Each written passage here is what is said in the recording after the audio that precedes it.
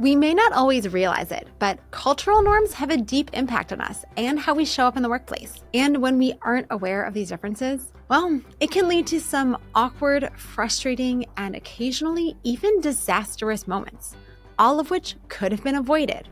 Today's guest is Loren Rosario-Maldonado. Loren has dedicated over 25 years to leadership coaching, change management, and cultural intelligence. Her latest book, Becoming the Change: The Power of Cultural Intelligence, is a testament to her commitment to fostering cultural diversity and personal growth. Loren and I talk about cultural intelligence. She walks us through a number of the elements where different cultures have different priorities and how that impacts us in the workplace. Thank you so much for joining me today, Loren. It's really a pleasure to have you and to be talking about cultural intelligence. And before we dive in, I just need to give a shout out to your book because it was such a fun and informative read. The way that you wove Emily in Paris at the show, which was just so fun. I was supposed to move to Paris. It ended up not happening because of the pandemic, which was very frustrating and sad for me. Maybe I'll move there someday in my life. But getting to watch Emily, I was like, I'm living vicariously. And then she made so many mistakes, which were fun to watch, but also made me cringe a little. But getting to see her story through the lens of cultural intelligence through your book was such a great way to understand cultural intelligence and kind of bringing it into the workplace and, all the things that we might be doing unknowingly wrong when we're interacting with colleagues from different backgrounds. So shout out for your book. Remind me what it's called. Thank you so much. Becoming the Change, the Power of Cultural Intelligence. Maybe you can start by just laying out for us, what is this thing called cultural intelligence? Because I'm guessing most people have heard of general intelligence, right? IQ. We've heard of emotional intelligence, maybe even social intelligence. But this one at least was a new one for me, cultural intelligence. And I've heard about, cultural differences and things like that. But the way that you framed it was a little different. So maybe you could start by just laying out, what is this form of intelligence? Well, thank you, Mamie, and thank you for inviting me here and talking about cultural intelligence. Emily aside, it is something that is very important to all of us. We've heard of EQ, emotional intelligence, and cultural intelligence is emotional intelligence's Siamese twin, right? Because we learn a lot about managing our own emotions, but what we perceive those emotions to be are culturally conditioned. What do I mean by that? We may live in the United States and never board a plane, yet we have cultural value preferences that influence the way we approach life, the way we approach work. And so cultural intelligence is a framework that helps you develop the skills you need to navigate those cultural differences, even in your own backyard. And so it is put very, very simply. There's a lot of heady research behind all of this that has been going on for 15 years. But that's putting it simply, that's what it means. It provides a neutral language to navigate all these cultural differences. I'm wondering if you can share some of the examples of where we tend to get tripped up the most when it comes to cultural intelligence, given that the culture is so embedded in us, we often don't even realize that it's the lens we're looking at the world. So I imagine there's probably a couple places in particular that it shows up that we often miss. So great to point that out, right? There is this misconception that culture is related to national origin or ethnicity. But culture is so much more than that. I joke that, I'm Apple culture, right? I have a cell phone, I have a Mac, I have an iPad, everything Apple. But my husband is Microsoft culture. He's all things Androids, right? All things Microsoft and the little squares that the Microsoft represents. Because culture just represents the way we do things around here, right? It's those shared beliefs and norms and assumption that are shared by a particular group that shares those same nuances. And I'm simplifying it a lot, but that's really what culture is. And so, we have our culture, we have our heritage, we have our ancestry, right? Using my house as an example. And we may share the same national origin, but we have a subculture, right? We have Apple, we have Microsoft, and so they coexist in the same environment. So people get tripped up about what is seen first before they understand how what's unseen influences your approach, your perspective, your lens, right? I would say that's the number one thing people often get hung up on because we're so conditioned to think or perceive culture as something that is, geographically bound. We forget that there are all these other different dimensions at play. And what happens in the workplace when we come and coexist with all these different components, we tend to over focus on what we see and not focus enough on what we don't see. It's so funny you say that because my husband and I are both from the Midwest. And yet we have very different cultures when it comes to saying goodbye at events or parties or gatherings. I'm Jewish. The Jewish culture is you have to say goodbye to every single person there, and it takes about half an hour, if not more. And the Lutheran goodbye that he grew up with is when you're ready to go, you just leave. You may or may not even say That's it. goodbye to the host. You just leave. And so it's like we have two That's different it. ways of existing in the world. And he now jokes with me, and he'll say, "Go start your Jewish goodbyes now because I want to leave in about an hour." Exactly. You see, that's a perfect example. You're using religion as the lens to view that difference by, right, or through. And there are other elements behind those cultural differences, those cultural values that you both espouse, even if you're leaving this party. Because one of the interesting things about cultural values is that they're passed on from generation to generation. So this is a compilation of all of our lived experience and how it has shaped the way we view and perceive certain parts of our lives, right?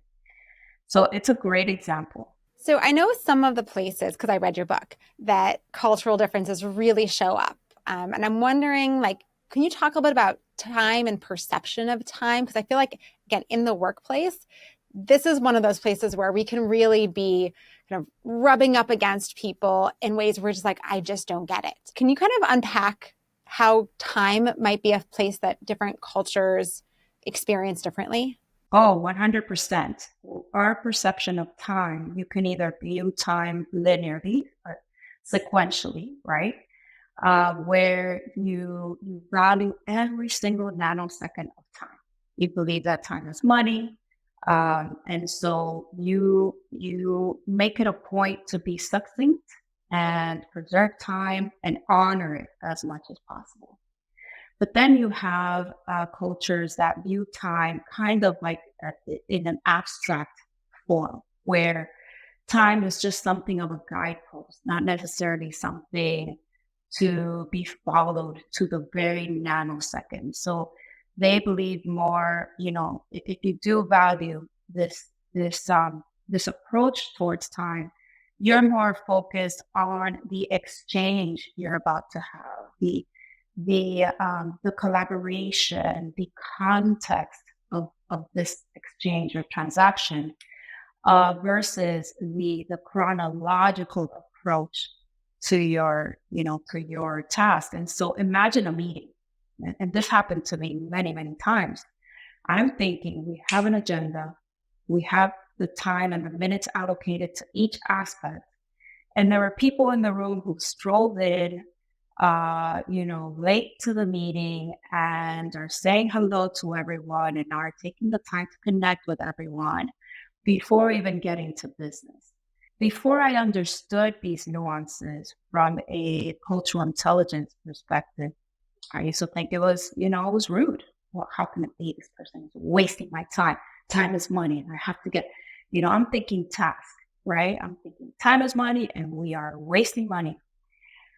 And they're thinking, oh my gosh, why are you stressing? How are you? How was your weekend? I'm thinking, why are we talking about personal things? We have to focus.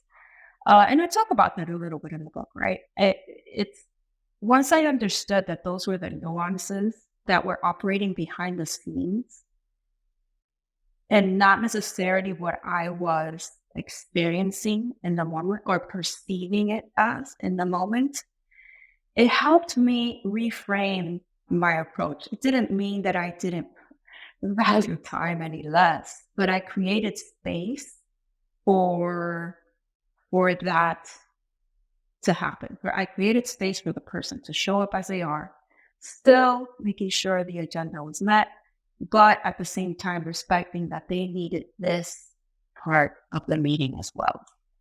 And so flexing, my approach in that regard helped me not come across as this, neurotic timekeeper that was just focused on the task, while also sending the message that I respected, that preference for the other party. I love that. And so much of culture shows up in meetings. I mean, not only is it the timepiece, but also the personal relational piece that you just mentioned. And that's another thing that I know various cultures have a totally different take on what's appropriate relationship building and what feels like prying and where's the line around privacy. Could you maybe talk about that dimension as well?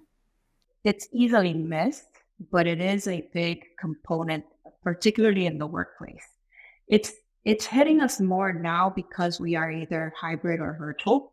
I've always been a very hyper private person. I really have been. And I remember when I started working with global teams, they always wanted to check in on what was going on with my private life. And I'm thinking, oh, yeah, it's sunny out. And I didn't have to work out. And they want to go deeper. And they would ask, questions about my family. And they would ask questions about my family's, work status or age and I'm thinking, why is this person crying so much? It just felt uncomfortable to me. Like, "Ugh, don't ask me."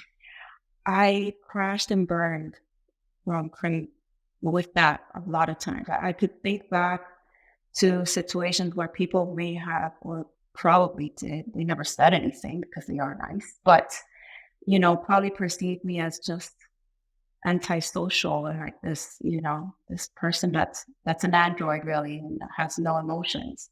And I'm thinking, at the time, well, no, this I value money, I value time, which is money. So I have to get to the next task, right? And that don't I'm private and I lead HR. So that's also something else to contend with here. So I'm thinking about all these different nuances that are impacting my approach, not understanding how that was being perceived, particularly at work. And I remember when I started digging deeper into cultural intelligence and really immersing myself in understanding how it impacts the way we approach time, the way we approach our work, the way we approach relationships, build trust. The more I understood how I didn't necessarily have to stop being so private.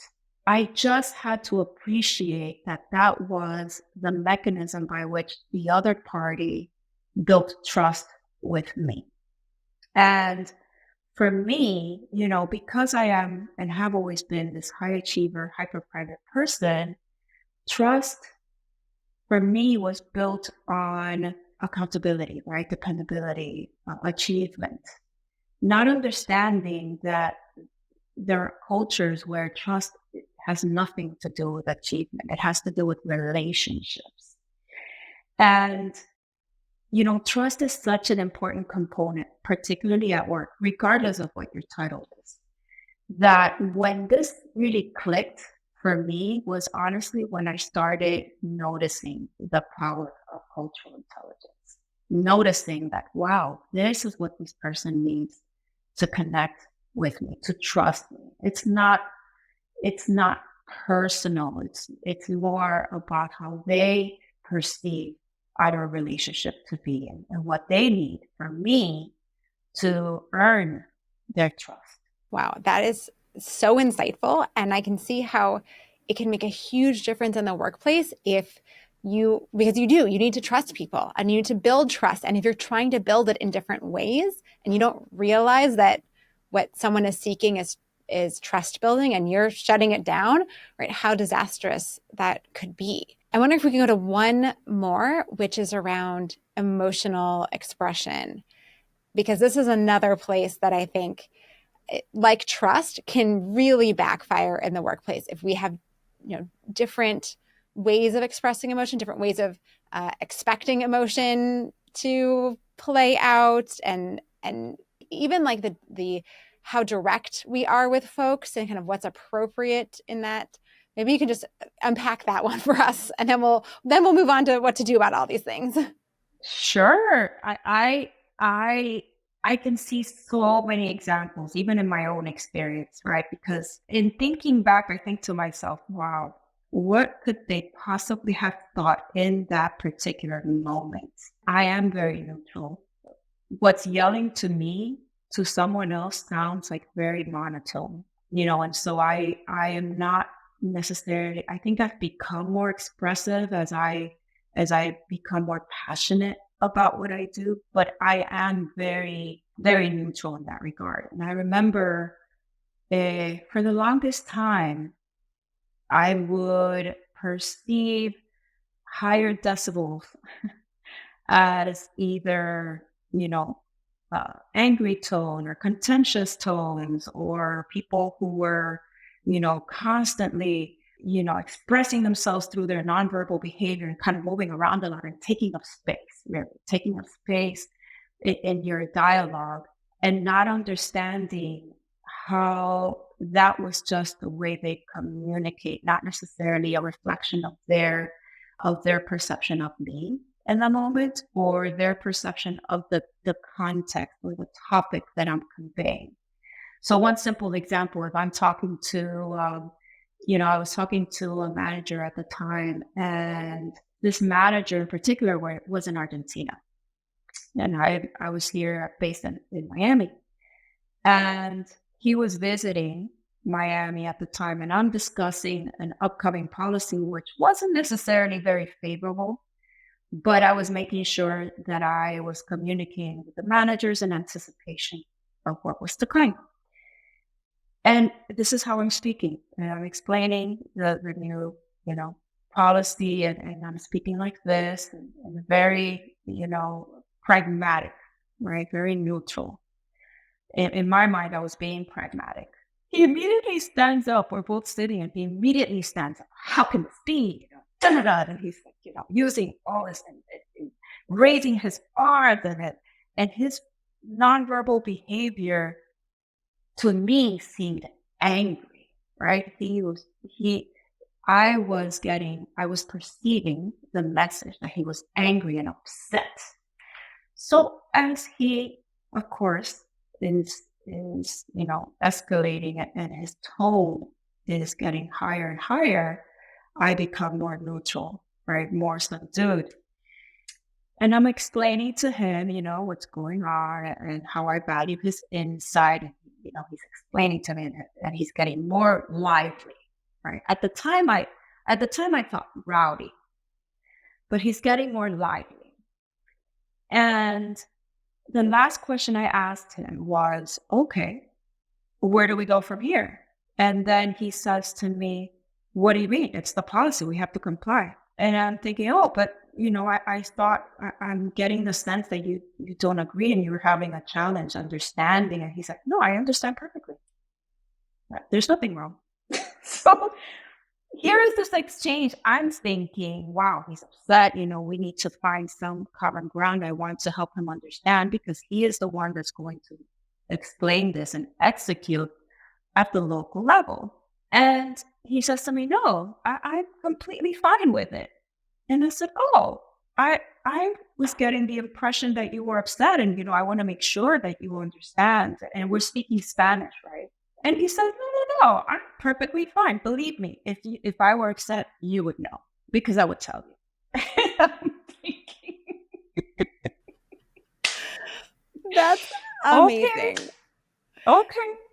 That's amazing. I love this story because it really nails home the point you were making about our cultural intelligence is really about perception. Our perception, like different people can see the same behavior and perceive it in many different ways based on their own culture and what they kind of, I don't even know what the right words are, right? But it's whatever our culture is, we see a behavior and we perceive it in a certain way.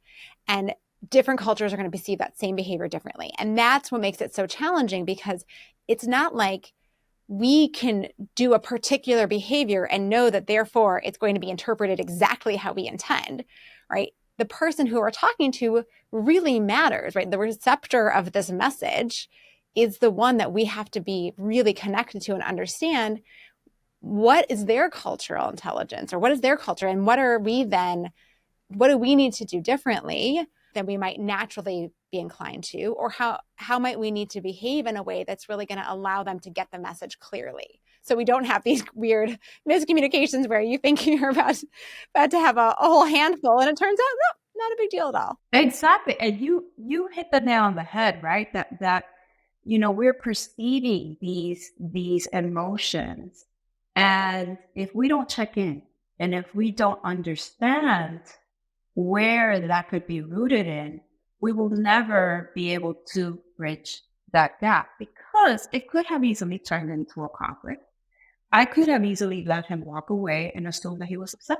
But at the end of the conversation, what I wanted to do was check in and make sure that we were on the same page, whether it was, I agree or don't agree, or what do we have to do to then move forward together, right? That is the essence of cultural intelligence, is not being perfect. We don't understand the nuances, and they will never understand the nuances behind every single culture, every single detail.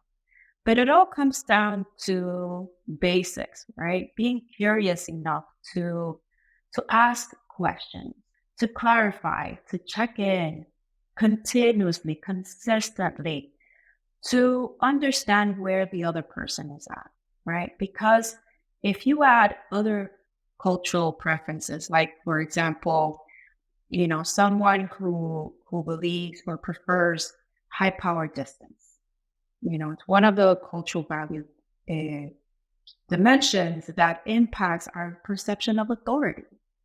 So if you are in a situation where you're talking to someone and they have a high regard for authority, a high regard for structure, their propensity to speak up in that moment will be influenced by that. They will see you as someone in authority, and they will not give you feedback, or may hold back on feedback that you need as a leader.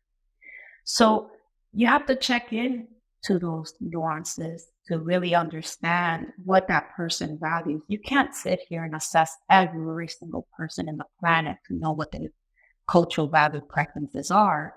But asking questions and coming from a place of curiosity and not judgment helps you then navigate those nuances and cultivate empathy. Yeah. And going back to where you started from, we aren't just one culture, right? You can't look at someone and just say, oh, you're from America, therefore you have this set of cultural preferences, right? No, We're an amalgamation of all these different cultures. So it sounds like the only way we can really understand someone's culture and their cultural values or preferences is by asking, is by opening those conversations and being curious and non-judgmental and really trying to understand them. And also being, I'm guessing, willing to share our own, right? Especially if they're different, and not sharing it in a way that's this is better, but just in a way of this is different. So how do we work through this to find a way that we can both get our needs met? exactly. Spot on. So maybe you could take a quick minute and just tell us, like, how do you have those conversations? If you're running into a friction with someone, maybe I love this one on power difference in particular, because I think that's, I mean, so many of these play out in the workplace, right? So if you're running into a situation like that, how do you open the conversation in a way that feels natural and doesn't feel like awkward? I know a lot of times, managers joke like, you don't really want to sit down and say, so I read a book or I listened to a podcast and they told me to say this, right? Or I was learning about cultural intelligence and I'm wondering, what's your cultural preference when it comes to power distance? So are there ways that we can kind of open these conversations in a way that doesn't feel so awkward or uncomfortable, but it just feels like a natural conversation we might have with a colleague? I want to preface it by saying that it will always be uncomfortable. So the very first step is to honor the discomfort. And I don't mean that from a judgment perspective or from a perspective where you have to feel pain all the time. No, it is uncomfortable to stretch beyond what you know, right? Because we have been so conditioned to feel comfortable, especially in the workplace, that sometimes breathing will create conflict, right? We've been so conditioned like not to talk about things that make us uncomfortable because it will create more discomfort. So understanding that the road towards cultural intelligence is uncomfortable. And I talk about that a little bit in the book because you're all of a sudden confronting yourself and you're looking in the mirror. And so we have to start there, understanding our own cultural values and how they may lead to biases sometimes, right? Or distorted perspectives. Because it's only then when you can become more open. All of a sudden, you have this awareness, right? So you are becoming more open and expanded. So that allows you to tap into curiosity, which you need in order to listen actively, because hearing is not listening. So to listen actively, you need to lean in with curiosity. It's only when you listen that you can do so in a way that's inclusive without having to use the word inclusivity or belonging. That in and of itself is being inclusive, and then look for common ground, right? With a manager, the example I gave earlier, I was interested in finding out where we were even after this exchange, which I had distorted the meaning at the time, right? But I wanted to find common ground with this manager to understand where we were in this exchange. So once you do that, you can then move towards flexing and adjusting, right? And that's continuous. That is day in, day out. So in order to do all of this, you have to look in the mirror first, and then lean in with that curiosity. And don't forget to be that lifelong learner and educate yourself on on cultural differences and all of the different dynamics that shape the way that we are and reasons why we are so different, so that we can use that to connect. I love that you started from this place of we need to accept that we aren't going to know everything and it's going to feel awkward. It's a growth or a stretching edge for us, and that's okay. That's part of it. So we shouldn't just assume that there's any way to go through all of these conversations and have it just feel totally natural and organic, right? It's going to feel a little awkward, and that's okay. That's part of the process, and that we need to look at ourselves first, right? You can't ask someone else about their preferences if you don't really understand your own. So being really clear about what are your preferences, whether they are particular cultural preferences or personality preferences, and then being able to have that conversation where you really listen. Curiosity, yes, 100%. Active listening, absolutely. All right, we have to wrap up though. So Loren, can you tell us about a great manager that you worked for and what made this person such a fabulous boss? Oh, yes. This one person in particular was absolutely amazing. In fact, he is still my mentor to this day. And he was great because he didn't hold me any less accountable, but he always looked to find the good in me, the good in my skills, while shaping my skills as we went along. I joke that even when he was upset and holding me accountable for something, he was still kind. He was present. He held my space in ways that I had very rarely felt before. And he wasn't afraid to hold me accountable when he needed to. He just did so with kindness. Beautiful. We can all aspire for Yeah. that. And where can people learn more about you, keep up with your work, get a copy of your book? You can get a copy of my book, Becoming the Change, The Power of Cultural Intelligence, on Amazon and Kobo. You can learn more from me at lorenrosario.com. I am very active on LinkedIn. So I'm in LinkedIn under Loren Rosario-Maldonado, where you can find tidbits and information I share every single day. Awesome. Well, thank you so much again for coming on and helping to make us all a little more culturally intelligent. Thank you so much, Mimi. I appreciate you.